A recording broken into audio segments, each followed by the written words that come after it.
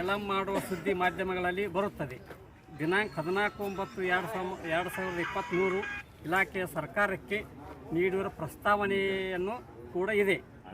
ದಯವಿಟ್ಟು ಯಾವುದೇ ಕಾರಣಕ್ಕೂ ಸನ್ನದಗಳನ್ನು ಎಲಂ ಮಾಡಬಾರದು ವಿನಂತಿ.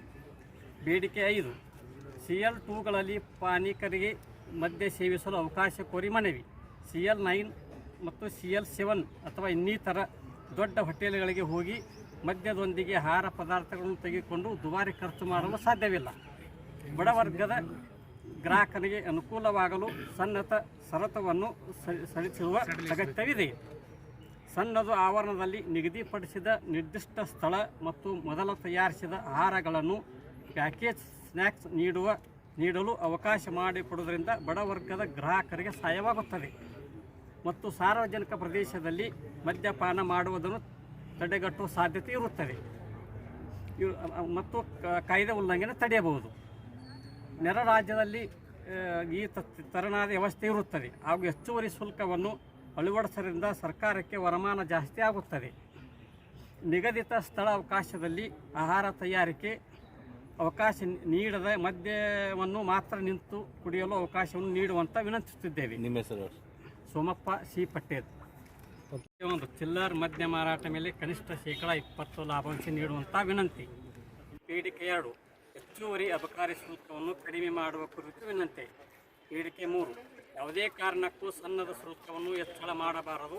ಕಾರಣ ಇತ್ತೀಚಿನ ವರ್ಷಗಳಲ್ಲಿ ಸನ್ನದಗಳ ಸಂಖ್ಯೆ ಮಾತ್ರ ಹೆಚ್ಚಳ ಆಗಿರ್ಬೋದು.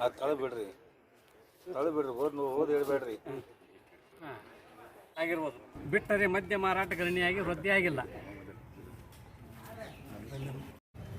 ಸಾಂಕೇತಿಕ ಪ್ರತಿಭಟನೆ ರಾಜ್ಯ ಮಟ್ಟದಲ್ಲಿ ಇವತ್ತಿನ ದಿವಸ ಎಲ್ಲ ಜಿಲ್ಲಾ ಪ್ರತಿಭಟನೆ ನಿಯೋಜಿಸಲಾಗಿದೆ.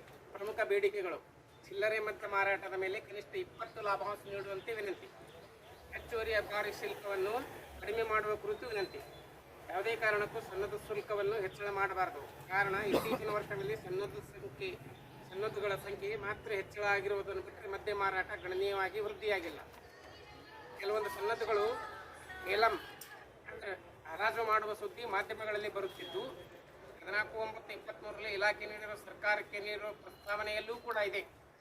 ದಯವಿಟ್ಟು ಯಾವುದೇ ಕಾರಣಕ್ಕಾಗಿ ಸನ್ನದ್ದುಗಳನ್ನು ಹರಾಜು ಮಾಡಬಾರದಾಗಿ ವಿನಂತಿ.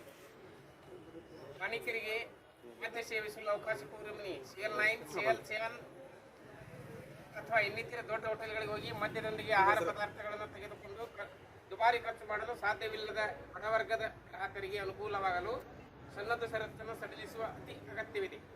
ಸನ್ನದ್ದು ಆವರಣದಲ್ಲಿ ನಿಗದಿಪಡಿಸಿದ ನಿರ್ದಿಷ್ಟ ಸ್ಥಳ, ಮೊದಲೇ ತಯಾರಿಸಿದ ಆಹಾರಗಳನ್ನು ಪ್ಯಾಕೇಜ್ ಸ್ನ್ಯಾಕ್ಸ್ ನೀಡಲು ಅವಕಾಶ ಮಾಡಿಕೊಡುವುದರಿಂದ ಬಡವರ್ಗದ ಗ್ರಾಹಕರಿಗೆ ಸಹಾಯವಾಗುತ್ತದೆ ಮತ್ತು ಸಾರ್ವಜನಿಕ ಪ್ರದೇಶದಲ್ಲಿ ಮದ್ಯ ಮಾಡುವುದನ್ನು ತಡೆಗಟ್ಟುವ ಸಾಧ್ಯತೆ ಇರುತ್ತದೆ. ಕಾಯ್ದೆ ಉಲ್ಲಂಘನೆ ತಡೆಯಬಹುದು. ನೆರೆ ರಾಜ್ಯದಲ್ಲಿ ಈ ತೆರನಾದ ವ್ಯವಸ್ಥೆ ಇರುತ್ತದೆ ಹಾಗೂ ಹೆಚ್ಚುವರಿ ಶುಲ್ಕವನ್ನು ಅಳವಡಿಸುವುದರಿಂದ ಸರ್ಕಾರಕ್ಕೆ ವರಮಾನ ಜಾಸ್ತಿ ಆಗುತ್ತದೆ. ನಿಗದಿತ ಸ್ಥಳಾವಕಾಶದಲ್ಲಿ ಆಹಾರ ತಯಾರಿಕೆಗೆ ಅವಕಾಶ ನೀಡದೆ ಮದ್ಯವನ್ನು ಮಾತ್ರ ನಿಂತು ಕುಡಿಯಲು ಅವಕಾಶ ನೀಡುವಂತೆ ವಿನಂತಿಸುತ್ತಿದ್ದೇವೆ. ಕಾನೂನು ಬಾಹಿರವಾಗಿ ವ್ಯವಹರಿಸದಂತೆ ಕಠಿಣ ಕಾನೂನು ರೂಪಿಸಬೇಕು. ಈ ವ್ಯವಸ್ಥೆ ಬಯಸುವ ಸನ್ನದ್ಧರಿಗೆ ಹೆಚ್ಚುವರಿ ಶುಲ್ಕ ವಿಧಿಸುವುದರಿಂದ ಸರ್ಕಾರದ ವರಮಾನ ಹೆಚ್ಚಳಕ್ಕೆ ಸಹಾಯವಾಗುತ್ತದೆ.